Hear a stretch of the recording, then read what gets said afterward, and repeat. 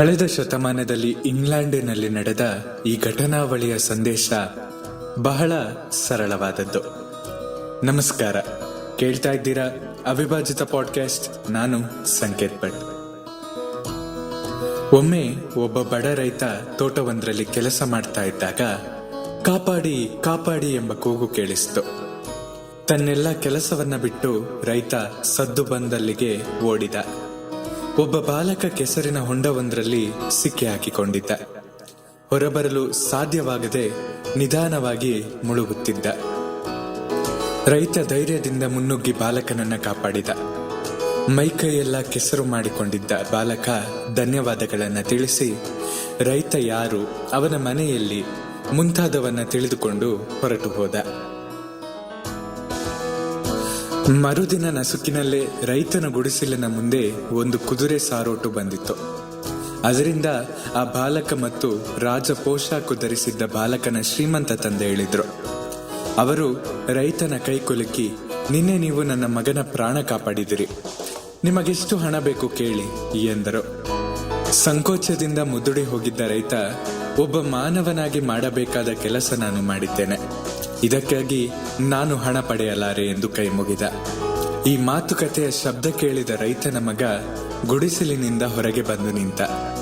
ಆ ಹುಡುಗನನ್ನ ನೋಡಿದ ಶ್ರೀಮಂತ, ಈತ ನಿಮ್ಮ ಮಗನೇ ಎಂದು ಕೇಳಿದರು. ರೈತ ಹೆಮ್ಮೆಯಿಂದ ಹೌದೆಂದು ತಲೆಯಾಡಿಸಿದ. ಆಗ ಶ್ರೀಮಂತ, ನೀವು ಹಣ ಬೇಡವೆನ್ನುತ್ತೀರಾ, ಸಂತೋಷ, ಆದ್ರೆ ನಿಮ್ಮ ಉಪಕಾರ ತೀರಿಸುವ ಅವಕಾಶ ನನಗೂ ಕೊಡಿ. ನಿಮ್ಮ ಹುಡುಗ ಬುದ್ಧಿವಂತನಂತೆ ಕಾಣಿಸ್ತಾನೆ, ನೀವು ಅವನನ್ನ ಚೆನ್ನಾಗಿ ಓದಿಸಿ, ಅದಕ್ಕೆ ಬೇಕಾದ ಸಹಾಯ ನಾನು ಮಾಡುತ್ತೇನೆ ಎಂದು ಮಾತು ಕೊಟ್ಟು ಮತ್ತೊಮ್ಮೆ ರೈತನಿಗೆ ಧನ್ಯವಾದ ಹೇಳಿ ಹೊರಟು ಹೋದರು.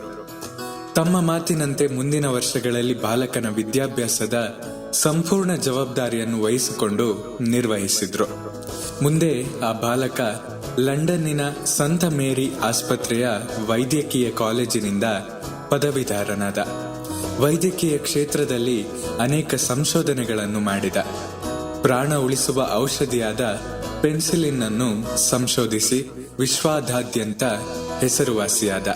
ಆತನೇ ಸರ್ ಅಲೆಕ್ಸಾಂಡರ್ ಫ್ಲೆಮಿಂಗ್. ಕೆಲವು ದಶಕಗಳ ನಂತರ ಇವನ ವಿದ್ಯಾಭ್ಯಾಸಕ್ಕೆ ಸಹಾಯ ಮಾಡಿದ ಶ್ರೀಮಂತನ ಪುತ್ರ ನ್ಯೂಮೋನಿಯಾ ಕಾಯಿಲೆಗೆ ತುತ್ತಾದ. ಆಗ ಅವನನ್ನು ಮತ್ತೊಮ್ಮೆ ಪ್ರಾಣಾಪಾಯದಿಂದ ಕಾಪಾಡಿದ್ದು ಇದೇ ಪೆನ್ಸಿಲಿನ್. ಅಷ್ಟು ಹೊತ್ತಿಗೆ ಇಂಗ್ಲೆಂಡ್ ರಾಜಕಾರಣದಲ್ಲಿ ಹೆಸರು ಮಾಡಿದ್ದ. ಶ್ರೀಮಂತನ ಮಗ ಮುಂದೆ ಇಂಗ್ಲೆಂಡಿನ ಪ್ರಧಾನಮಂತ್ರಿಯೂ ಆದ, ಸರ್ ವಿನ್ಸ್ಟನ್ ಚರ್ಚಿಲ್. ಈ ಘಟನೆಗಳ ಸಂದೇಶ ಸರಳವಾದರೂ ಮಹತ್ವಪೂರ್ಣ.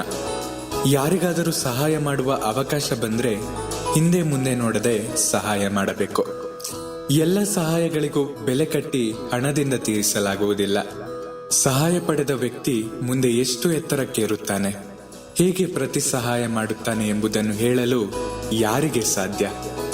ನಿಮ್ಮ ಪ್ರೀತಿ ಹಾಗೂ ಪ್ರೋತ್ಸಾಹ ಸದಾ ಹೀಗೆ ನನ್ನ ಮೇಲೆ ಇರಲಿ. ನಿಮ್ಮ ಅನಿಸಿಕೆಗಳನ್ನ ನನ್ನ ಬಳಿ ಹಂಚಿಕೊಳ್ಳಿ. ಸದಾ ಕೇಳ್ತಾ ಇರಿ ಅವಿಭಾಜಿತ ಪಾಡ್ಕಾಸ್ಟ್. ನಾನು ಸಂಕೇತ್ ಭಟ್. ಧನ್ಯವಾದಗಳು.